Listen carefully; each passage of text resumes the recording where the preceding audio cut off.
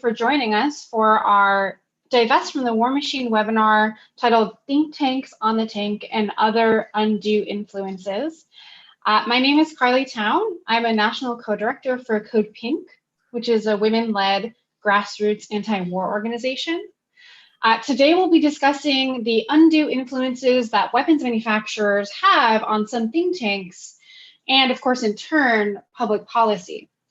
A topic which is really near and dear to our Divest from the War Machine campaign here at CODEPINK. The Divest from the War Machine campaign demands that our cities, public employee pension funds, universities, religious organizations, and individual investors, retirement funds, and mutual funds, and any other financial institution stop investing in companies that supply and prop up the US war machine. We also demand that our politicians stop taking campaign contributions from weapons manufacturers so they're not beholden to them when they vote to authorize funding for war. So I'm very happy to welcome Jan R. Weinberg for our discussion about who and what is influencing think tanks. Jan R. Weinberg is the founder of Show Up America, an organization designed to promote civic engagement, which focuses its organizing, research, writing, and speaking engagements on the consequences of government and corporate collusion pertaining to servitude class structure, environmental degradation, and the abdicated constitutionally ascribed foreign affairs responsibilities of the United States Congress related to issues of trade regulations and war powers.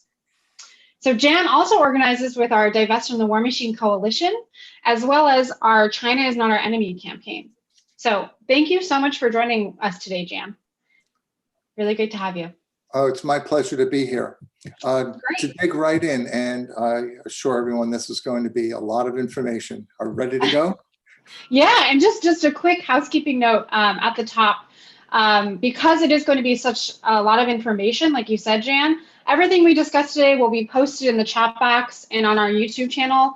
So if you want to view any of the resources we reference, you don't need to worry about taking notes. We'll have them for you. Thank you. Let's go ahead and dig right in, Jan. Pleasure to be with you. A few definitions and concepts to begin with. We'll be focusing our conversation on just one aspect, that of the armament industry, more commonly known as the defense and aerospace market sector. You can name an industry, and there are think tanks, lobbyists, trade associations, corporate divisions, publications, and political action committees dedicated to influencing members of the political class, both in the executive and legislative branches of government, to do their bidding. Whether it's through legislative measures, often in the form of deregulation, tax incentives, taxpayer funding of development measures, they tend to get their way. In my opinion, one of the most effective outcomes of government corporate collusion is a general public that knows little about the workings of government. Therefore, I've been saying prestige in politics is as powerful and pervasive as its evil twin, money.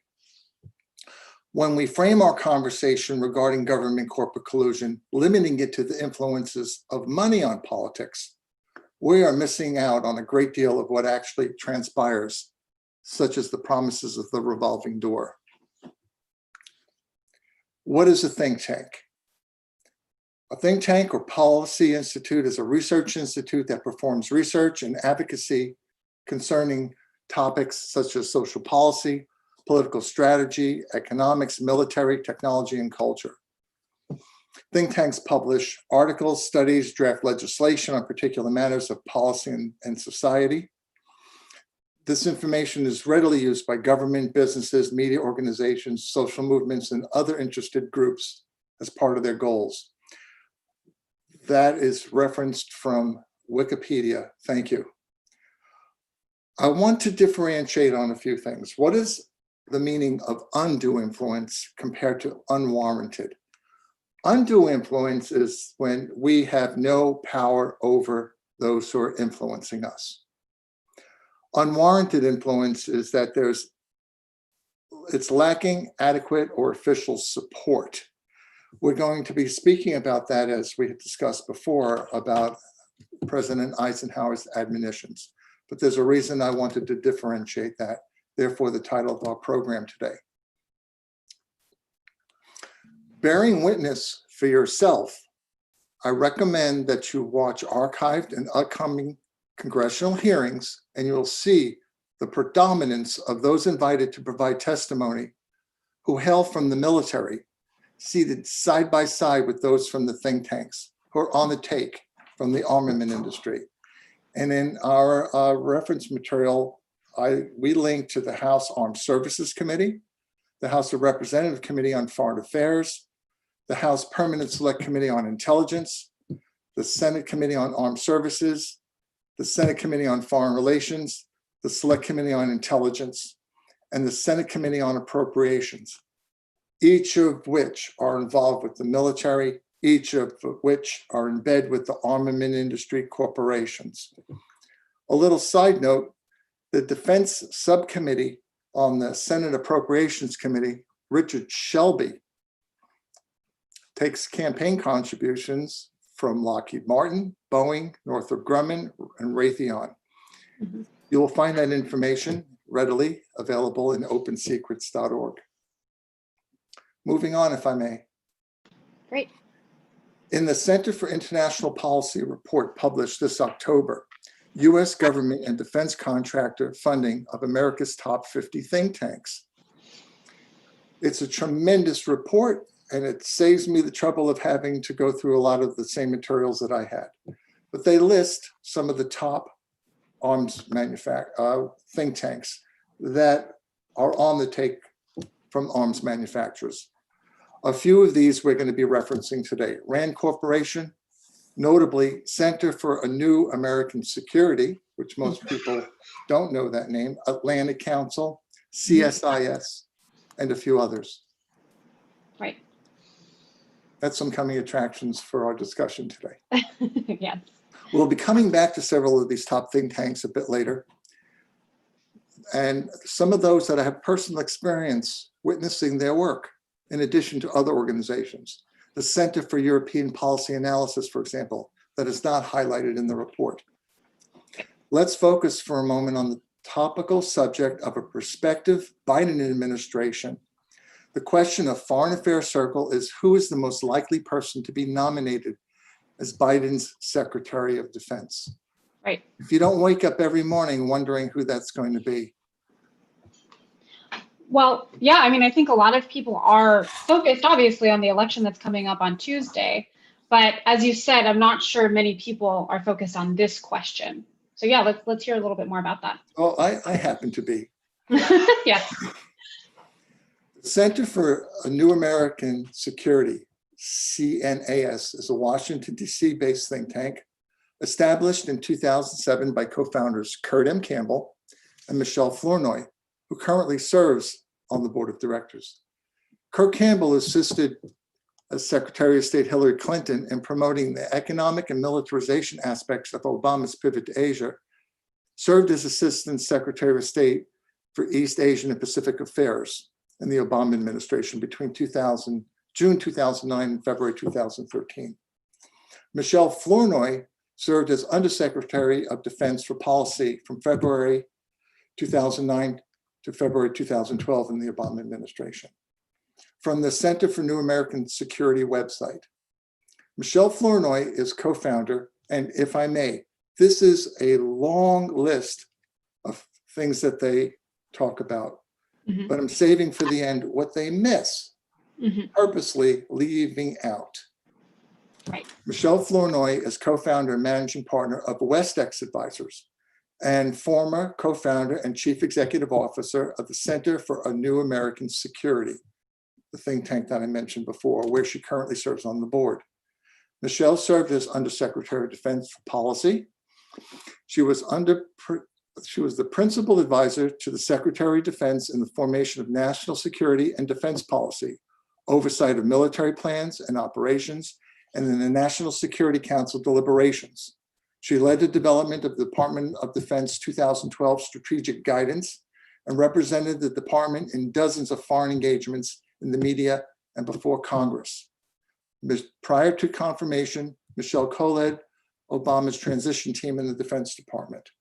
And it goes on with various organizations that she's been involved with, including Center for Strategic and International Studies, and fast forwarding in the description, Mhm. that Michelle appears frequently in national and international media, including CNN, State of the Union, ABC's This Week, NBC Meet the Press, BBC News, and NPR Morning Edition, and All Things Considered in PBS NewsHours.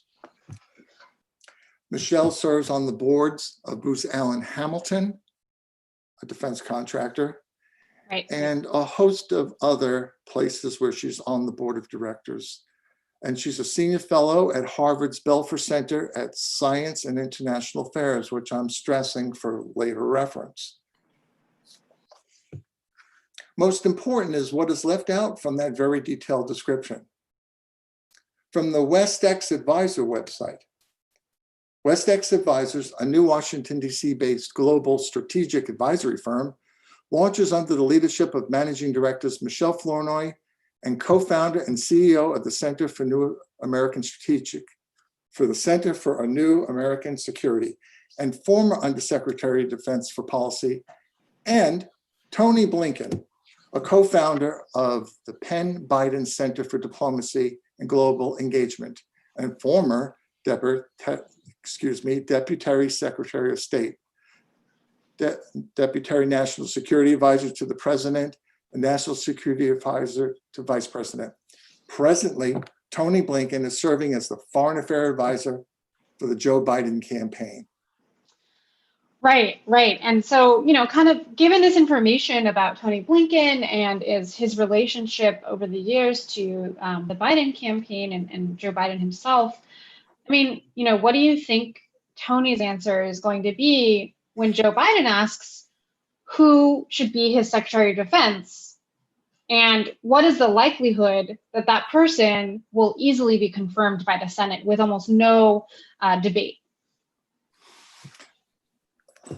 Let's keep in mind that Michelle Florinoy would need an ethical waiver from the Senate due to her position with defense contractor Booz Allen Hamilton. Mm-hmm. But right. Not to worry. I believe that her nomination will probably 100-0, given the recent history. Let's look at the influences of the organization that she's set up, the Center for New American Securities, again from the Center for International Policy's report. I'm going to read through the list of the defense contractors and government funding, and then we can guess the kind of prestige that's there, and if anyone in the Senate would dare to say no to her nomination. Right. May I read through this list? Yeah, please. And this is the list of companies who donated to the Center for New American Security. Yes, well, this is just the defense contractors in the military. Right. Airbus, BAE Systems, Boeing, Booz Allen Hamilton, CACI, Cubic, Department of Defense, Dynacor, Elite Systems, General Dynamics, General Electric, Honeywell, Huntington Ingalls. I don't know how to pronounce Hitachi, L3, Leidos, Leonardo, Lockheed Martin, Northrop Grumman, the Office of the Director of National Intelligence, Raytheon, Rolls-Royce, Saab, SAIC, Textron, the U.S. Air Force, Army, Coast Guard, Navy, the United States government in itself, and the Marine Corps. Right. An amazing group of organizations. The most likely nominee for the Secretary of Defense founded that organization, and she's on the board still. Yep. Consider the most recent funding of candidates for president. A little sidebar here. According to the Center for Responsive Politics, the section on top defense contractors, contributors for 2019-2020 cycle, Joe Biden received $2.4 million in change. Mm-hmm. Donald Trump received $1.6 million in change. And the third runner-up, Bernie Sanders, received only $755,000 in change. Mm-hmm. A quick sidebar about influence and prestige.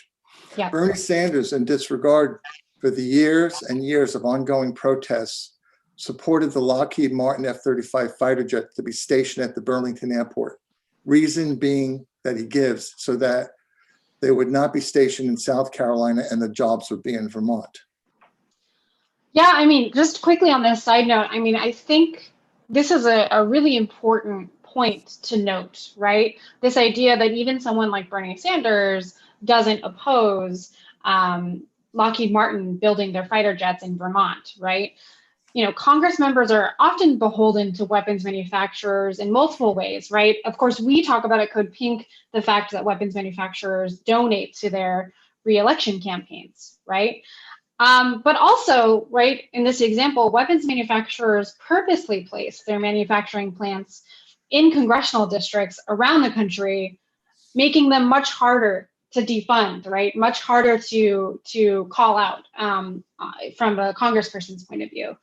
So I think that's a really, really important part. And, because of this, we see, weapons manufacturers essentially playing the field and donating to Democrats and Republicans alike, right? But it is interesting to note that compared to the top defense contractors, that Booz Allen Hamilton donated disproportionately to Democrats. So I'm wondering if it's because, we've been talking about Michelle Florinoy. I'm wondering if it's because Michelle Florinoy is being talked up as Biden's Secretary of Defense. Oh, I have no doubt about that. I'd like to differentiate. Bernie Sanders is adamantly opposed to the development of the F-35 fighter jets, Lockheed Martin's product. And he was adamantly in support of them being stationed in Burlington, Vermont, if they were going to be built. We might as well have the jobs there. Right. The Save Our Skies protest groups and the town council in Burlington, Vermont are extremely upset about this. The news doesn't get it out. Speaking about the revolving door, and this is going to relate to the nomination process for Secretary of Defense. On July 23rd, 2019, Mike Esper, who received an ethical waiver because he was a Raytheon lobbyist, was confirmed by the Senate as Secretary of Defense by a vote of 90-8. How is this any different from General James Mattis, nominated by the Senate by a vote of 98-1? Mattis, who was on the board of defense contractor General Dynamics, no relation, was Secretary of State for a short while between January 2017 and January 2019, and then went back to work as a board member for General Dynamics. Mattis has also returned to the Hoover Institution think tank at Stanford University, a position that he held prior to becoming Secretary of Defense, to research and write about domestic and international policy. Let's see, according to Open Secrets, General Dynamics donated in 2019-2020 $2.3 million in change to various campaigns. Thank you for allowing somebody from a defense contractor to have the top level security clearance. I'm thanking the United States Senate. And how is this any different from Ashton Carter, who was Obama's Secretary of Defense, February 2015 to January 2017, who also required ethical waivers because of his positions with defense contractors and was confirmed by the Senate a vote of 93-5. Ashton Carter is now director of the Belfer Center for Science and International Affairs at Harvard University. In their website, they actually say this as if it was a good thing. Carter also designed and executed the strategic pivot to Asia, established a new playbook for confronting Russia's aggression, and launched a cyber defense strategy, end quote. And how is this any different from Obama's Deputy Secretary of Defense, William J. Lynn III, who required ethical waivers, which were granted because of his position as Vice President of Government Operations at Raytheon? And where is William now? For one thing, William J. Lynn III serves as Board of Advisor at the Center for a New American Security, Michelle Florinoy's think tank that she formed.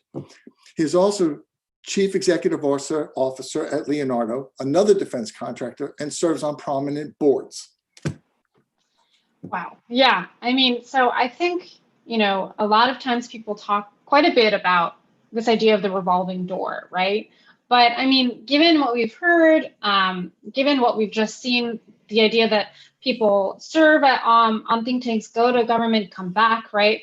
I mean, what should we call it when, essentially simultaneous positions are held or really when the boardroom door is essentially left open for their return, it's ridiculous. Well, it's a goddamn merry-go-round. Mm-hmm. Yeah. I'd like to draw our audience attention to a few excerpts from President Dwight Eisenhower's farewell address. Some things that are commonly known, some things that may not be known, Right. but it's highly relevant. Within his farewell speech, he says, "A vital element in keeping the peace is our military establishment. Our arms must be mighty, ready for instant action, so that no potential aggressor may be tempted to risk his own destruction."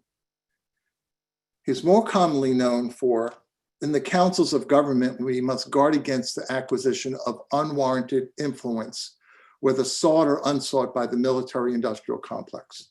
The potential for disastrous rise of misplaced power exists and will persist. And thirdly, we must never let the weight of this combination endanger our liberties or democratic processes. We should take nothing for granted. Only an alert and knowledgeable citizenry can compel the proper meshing of the huge industrial and military machinery of defense with our peaceful methods and goals so that security and liberty may prosper together. Only an alert and knowledgeable citizenry." Mm-hmm. I'm sure that the political and corporate elite got together and said, "We'll see about that." General Eisenhower was a product of his time. After World War II, prior to being elected president, he served as the first supreme commander of NATO. According to the US Department of Defense, the North Atlantic Treaty Organization was established in 1949 to provide collective security against the threat posed by the Soviet Union. Interestingly, the RAND Corporation was established in 1948 to connect military planning with research and development decisions, to curtail the interests of the Soviet Union. RAND was originally under contract with Douglas Aircraft Company, which merged with Doug McDonnell Aircraft, which ultimately merged with the Boeing Company, which is now the second largest defense contractor in the United States. It says in the RAND website, with the roots of the Cold War competition with the Soviet Union, RAND's early defense-related agenda evolved to encompass such diverse areas as space, economic, social, and political affairs overseas, and the role of government in social and economic problem solving. Right. And, no surprise that the RAND Corporation is one of the think tanks that received quite a bit of donations from weapons manufacturers. One thing I wanted to mention was I heard that you organized a protest in Washington, D.C. Related to the 70th anniversary celebration of the formation of NATO. Can you tell us a little bit more about that? Yeah, it was awesome. CODEPINK was there too. Mm-hmm. During the week-long #NoToNato education forums and protests of the 70th anniversary celebration of the formation of NATO being held in Washington, D.C., on April 3rd, 2019, a protest took place, attended by a host of peace movement organizations, which I had organized at the headquarters of the Center for European Policy Analysis, CEPA, the day that marked their grand opening. As it so happened, while the protest was taking place outside, I attended the CEPA Ministerial Forum, NATO at 70, which consisted of NATO member nation ministers, military brass, and United States Senator Chris Murphy. My reason for arranging the protest had mostly to do with drawing attention to SEPA's funding, which included, among others, NATO, the US Department of State, Lockheed Martin, Raytheon, Bell Helicopter, and BAE Systems, and that NATO hosts what is called the NATO Industry Forum, of which defense contractors participated in. During the SEPA forum, various NATO representatives reiterated their pledge to increase the percentage of funding for new armament systems. It was amazing to bear witness to this. Something that was not posted in their website. They did not archive this meeting. Wow. And in that meeting, you said Senator Chris Murphy was in attendance? Yes, this is very interesting. Chris Murphy, who is fairly well known, tended to look at as one of the good guys. Later that same day, on April 3rd, 2019, Senator Chris Murphy was a keynote speaker at the NATO Engages conference hosted by the Atlantic Council. Government-related and armament industry sector donations to the Atlantic Council, to name a few, include NATO, the Department of Defense, Energy and State, the U.S. Air Force, Army and Navy, includes BAE Systems, Boeing, General Dynamics, General Electric, Huntington Ingalls, Leonardo, Lockheed Martin, Northrop Grumman, Raytheon. I'm exhausted. I refer you to the revelatory study that came out this month by the Center for International Policy Transparency Initiative. Shout out to Ben Freeman, called the U.S. Government and Defense Contractor Funding of America's Top 50 Think Tanks. I was gratified last week when I read a concurrence of the concept silence is complicity within their study. Funders directing what think tanks do is an obvious form of influence, but funders can also wield considerable power by paying for what think tanks don't do. In fact, one of the most valuable commodities funders buy is a think tank's silence. Silence is complicity. Mm-hmm. They in turn buy silence from our senators and our House of Representatives and from our media. For example, when a prominent progressive candidate for president merely mentions the words military-industrial complex in passing, without providing any details whatsoever, as if it were a checklist item to appease the anti-war movement, a great injustice is served. Right, and you know, this idea that silence is complicity, and the fact that all of these companies are able to present themselves, right, as companies that are focused on the future and creating technology, rather than what they actually are, right, which is at CODEPINK what we say, they're making a killing on killing. So very important. But let's get back to Senator Chris Murphy. What was his role there? Senator Murphy from Connecticut, which according to the state website is home to Aerospace Alley, includes, among others, General Dynamics and the Sikorsky Helicopter Division of Lockheed Martin. He is a member of the Senate Foreign Relations Committee and serves on Subcommittee on Europe and Regional Security Cooperation, a very prestigious position indeed. And he's often invited, therefore, to the think tanks to give testimony there. From his website, in his own words, here in Connecticut, manufacturing is driven by our defense and aerospace sectors. That's the main reason I fought for a seat on the Senate Appropriations Committee, the first Connecticut senator on this powerful committee in over 30 years. During my time in the House and Senate, I've been a strong voice for Connecticut manufacturing and supported programs by Connecticut companies. And he goes on to boast about the funding that he brought in for defense contractors in Connecticut.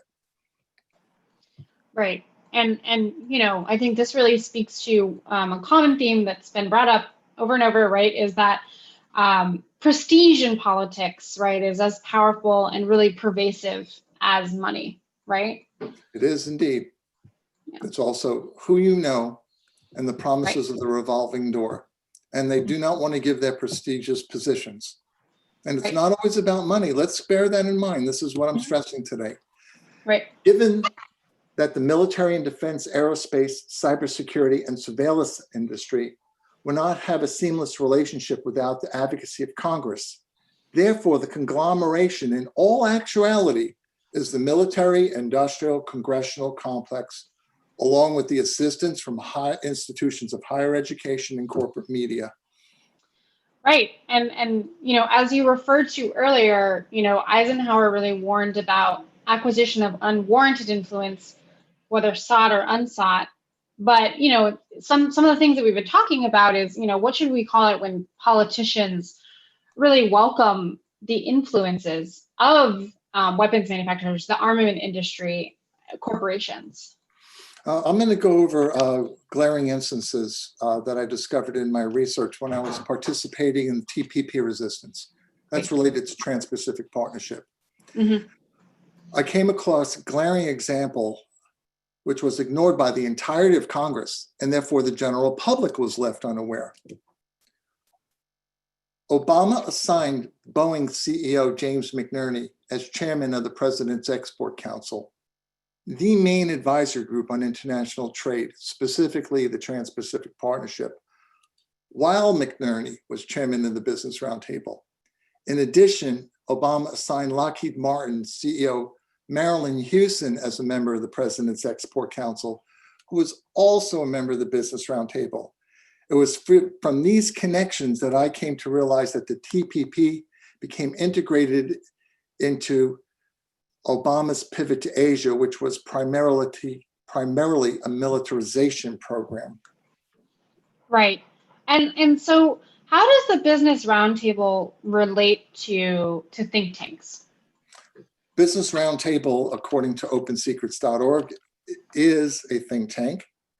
I'm going to read from their website, and it's reflected also on the tremendous amount of donations they make and the people that they invite into their headquarters to speak. From their website, Business Roundtable members are the chief executive officers of leading U.S. companies. Collectively, they represent every sector of the economy and bring a unique and important perspective to bear on policy issues that impact the economy. Roundtable members are thought leaders advocating for policy solutions that foster U.S. economic growth and competitiveness, end quote. You can name a market sector and they are represented there. You can name a major armament industry corporation and their CEOs are represented side by side with CEOs from the financial industry and corporate media. The Roundtable has a division dedicated to shaping United States foreign policy related to trade and international relations. I would say one of their greatest successes was that McNerney and Houston were on Obama's Export Council, and that Obama attended events at their headquarters which were dedicated to the TPP, the reauthorization of the Import-Export Bank that Obama originally opposed and then changed his mind about because of their influence, as well as the Business Roundtable support of Obama having trade promotion authority. From the Business Roundtable website archives, in addition to launching a new website, Trade Benefits America, now disconnected, as an educational resource and advocacy tool, the coalition will work with Congress and the administration, engage state and local officials across the country to educate on the benefit of trade and build support for TPA. That is what trade resistance campaign coordinators were up against. The most powerful lobbying organization on the planet Earth. And we happen to prevail on those issues. Fantastic.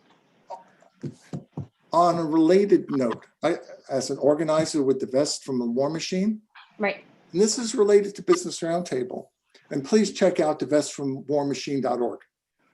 I chose to bottom line an effort to engage Princeton University to divest from the armament industry. Recently, I connected with Divest Princeton and their efforts related to fossil fuel industry. I hit roadblock after roadblock in attempting to persuade Princeton University personnel to assist me, with a few wonderful exceptions. Considering that Joshua Bolton, the Business Roundtable president and CEO, is a Princeton University trustee, I do not think I will get anywhere anytime soon other than to create awareness, that is.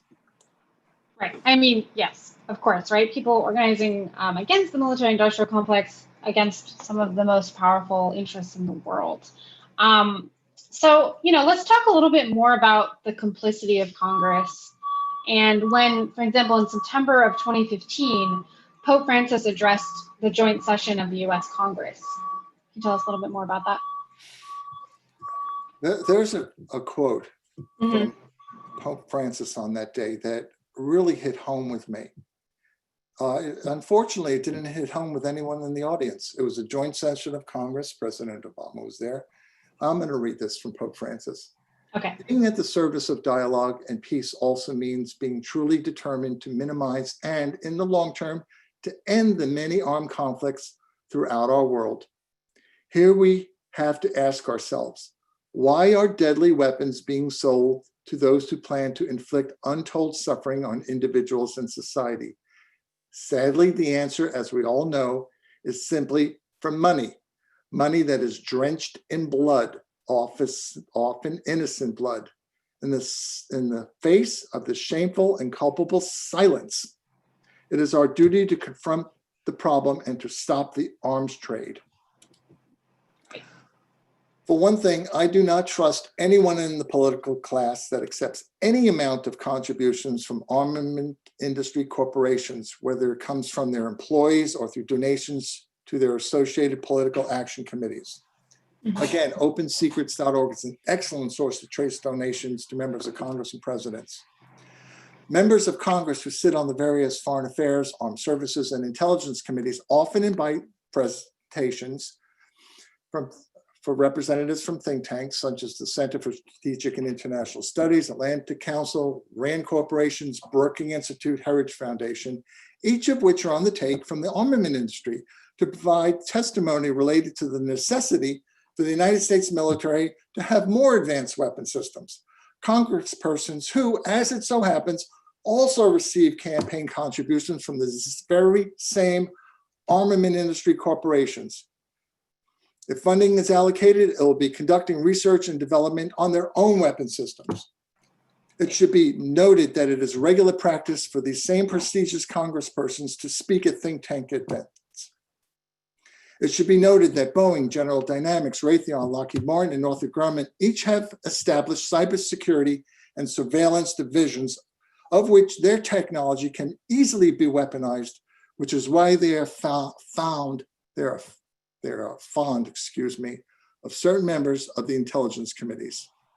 Right, exactly. And, you mentioned a little bit earlier, going back to Michelle Florinoy, that Michelle Florinoy was once associated with the Center for Strategic and International Studies, CSIS. Can you tell us something more about this think tank? Over the years, Michelle Florinoy has been a regular participant at CSIS events. I've attended CSI events in Washington, D.C. However, and I recommend this, go to the events section of their website and register to attend online presentations. For my interest in U.S.-China relations and to view those who are professing the need to prepare for war, I regularly attend the online presentations of CSIS, Atlantic Council, RAND, and a few others. Time does not permit to delve deeply into the testimonies to Congress provided by the Center for Strategic and International Studies. However, you can view their interactions by conducting a search for CSIS within the C-SPAN website. Let's review the Center for Strategic and International Studies corporate and trade donations. Yeah, that's a really good point, right? So let me just read off some of the donor list here. So it includes BAE Systems, Boeing, Booz Allen Hamilton Holding Corporation, Caterpillar, General Atomics, General Dynamics, General Electric, Huntington Ingalls Industries, Korea Aerospace Industries Limited, L3 Communications Holdings, Lockheed Martin, Leonardo, Mitsubishi Heavy Industries, Northrop Grumman, Raytheon, United Technologies. Quite a few. Interesting to note, Michelle Florinoy is on their board, and Michelle Florinoy is on the board of directors of Booz Allen Hamilton. That's the merry-go-round that I was talking about. Never mind the revolving door. When it's simultaneous positions, it's not a revolving door. Right. The door would have to be able to close, right? Yeah. Yes. Think tanks have a specialized niche. And if I may, this is from the Center for International Policy Report on Defense Contractors. Right. Quote, think tanks serve a special niche in the American political system. In theory, they're a bridge between academia and government. In practice, they can literally write our nation's laws and fill positions within the federal government.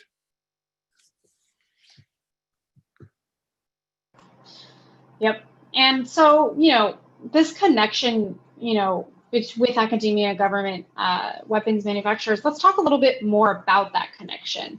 Yes. And I will refer to this, and not to get into too much detail, but there's one thing that was real glaring in my research, and we'll finish up after that. Okay. The definition, a university-affiliated research center is a strategic United States Department of Defense research center associated with the university. I'm not going to read the list, which is posted in Wikipedia, which is we're going to cite. It's too disgusting. However, one particular stood out because of the close relationship with the United States Strategic Command. And you would not believe the long list of faculty associated with American universities that are listed on the Strategic Command Academic Alliance speaker list. A glaring example is the National Strategic Research Institute at the University of Nebraska. In the University of Nebraska website, they state, Senator Deb Fischer from Nebraska, a member of the Senate Armed Services Committee, who is their subcommittee on emerging threats and capabilities, is the chairman, that's how it's posted in their website, of their subcommittee on strategic forces. And they had this to go on to say, as the chairman of the Senate Armed Services Committee on Strategic Forces, I'm pleased that the University of Nebraska has once again received this contract to support our national defense. From analyzing the spread of COVID-19 on military aircraft to providing hazard response training, NU NSRI has been a critical strategic partner for our military. Deb Fischer, on the April 3rd, 2019 Center for Strategic and International Studies event as the keynote speaker, was introduced as a member of the Senate Armed Services Committee.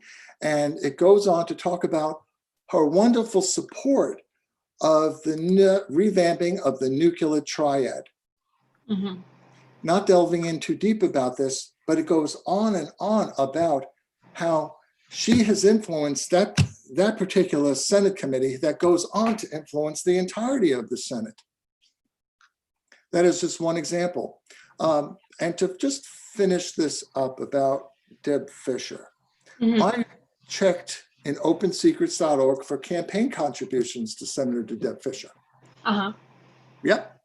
Northrop Grumman, uh-huh. and Lockheed Martin, and Honeywell, and General Dynamics, and Raytheon, and Huntington Ingalls, and General Electric, just to name the defense contractors. Right. It's significant to know that Northrop Grumman just received go-ahead from our Congress mm-hmm. to deliver the new ICBM Ground Defense Strategic Deterrence Program. Yes. Very, very important. And you know, this idea that we're going to start spending more money on nuclear weapons is frightening and something, of course, that I think we should talk more about. And I think we could do an entire conversation about this connection between quote unquote defense contractors and academia. As someone who went to the University of California system, I know that connection very, very clearly. So, Carley, I'm available that day.